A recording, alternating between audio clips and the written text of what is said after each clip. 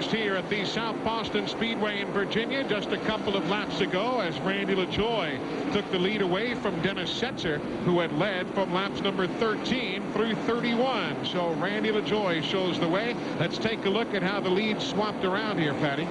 Yeah, that 74 team is so tough. He just got down on the inside, and he couldn't pull it off right away. You see the 43 Setzer pull back up there on the outside just to get a better bite, but he did get him finally coming off the turn. I watched him in practice, Randy LaJoie, and he could come off that turn low and straight, and that just worked for him right there.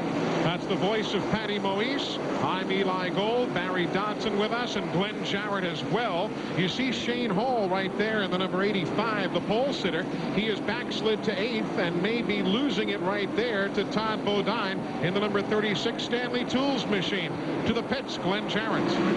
Well, Eli, Shane told me before the race that for the first 200 laps, he wasn't going to race anybody hard. He was going to take what his race car gave to him. Right now, it looks to be just a little bit loose, so he's backed off and taking it easy, just kind of let the race come to him, he hopes. I'm in Tim Fedowa's pit. They are still looking for that problem. He was black flagged. There is an oil leak. They think there is an oiling problem on the car. They checked everything else. They can't find a leak anywhere. The oil appears to be coming out the breathers. He's going to be here a while. Tough break for Tim Fedowa.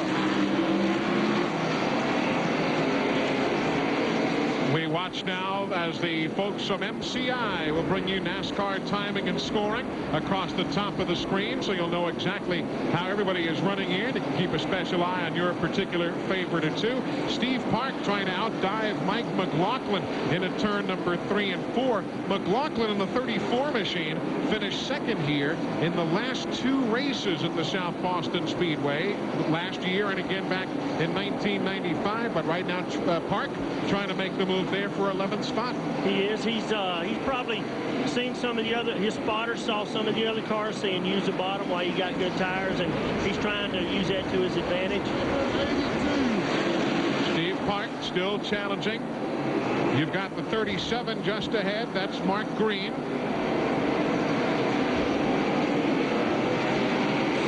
Working lap 42 of 300. It really looked like Mike McLaughlin's a little faster than Green there, but you know, he just kind of pinned in and kind of stuck. He's going to have to wait. There you saw those sparks coming out. Green was bottoming out a little bit.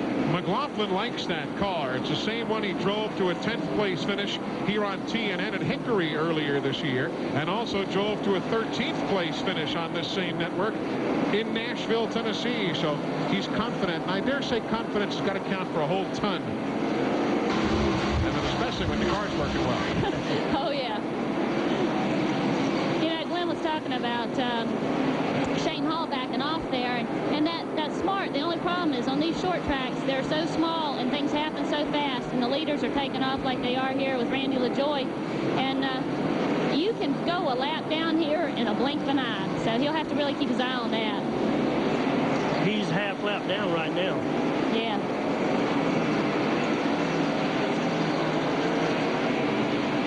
Field now working at lap 46. Shane Hall going high, and again, high is the way to get around here, not unlike Indianapolis Raceway Park, where the groove is higher than per usual. Back up front, Randy LaJoie showing the way with Dennis Setzer running in second. Welcome back. Motor Madness on a Friday night here on TNN. There you see 74, Randy LaJoie about to put a lap on the last remaining original NASCAR Busch Series team when that series started back in 1982. The Hensley family. And now number 63 going a lap down. Tough to see here in the early stages of the event, but that team has been a mainstay. Tracy Leslie couldn't quite hang with the race leaders there as he goes a lap down. If you're a Tim Fedowa fan, back after problems on the pit lane, he's 23 laps down.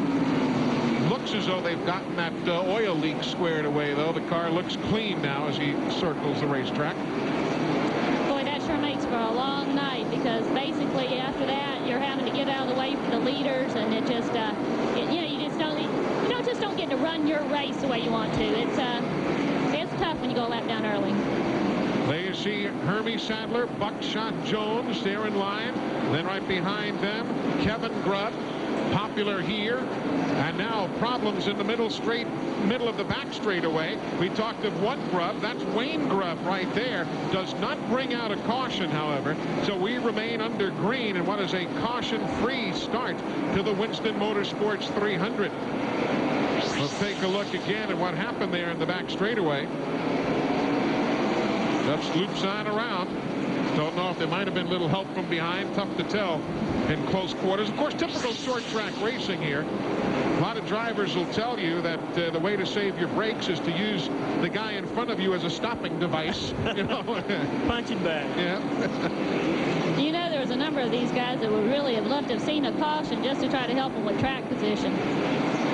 Not to mention the spin now in turn number 1. And the caution is out for Elliott Sadler. He does a full 360, but we are going under the yellow. Lap number 50 as Buckshot Jones can't quite pull away either. And there you see Carl Simmons putting the first caution of the evening on the speedway at lap number 59. Buckshot had a great run going. Patty and I were just talking about that.